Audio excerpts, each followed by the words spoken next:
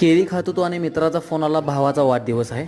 म्हणलं आलोच एका मिनिटात. डेअरी मिल्क बिस्किट पुडा घेऊन त्यांच्या कंपन्या मोठ्या झाल्या, पण सामान्य शेतकरी कधी मोठा होणार. त्यामुळे एक छोटीशी कल्पना आली. भावाच्या तब्येतीनुसार 2 देशी केळी घेतली. ह्यातून दोन्ही हेतू सिद्ध झाले. शेतकऱ्याचा माल पण विकला जाईल आणि भावाला पौष्टिक गिफ्ट पण मिळाले. केक संपेल म्हणून मी भावाच्या पटकन पळत पळत घरी गेलो, पण बघतोय तर इथे बर्थडे झालेला. पण काय हरकत नाही, केक तर शिल्लक होता. हॅपी बर्थडे भावा. खुश झाला.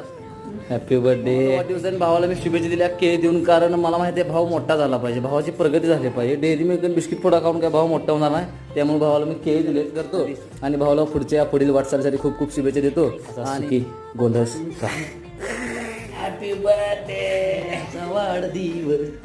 दोन धाव. हा, आजही बंड्याचा वाढदिवस. दुनिया खूप स्वार्थ आहे, त्यामुळं केक खायसाठी 2 केळी आपली जाऊन दे, त्याला काय अडचण नाही, पण मित्र मोठा झाला पाहिजे. बरोबर.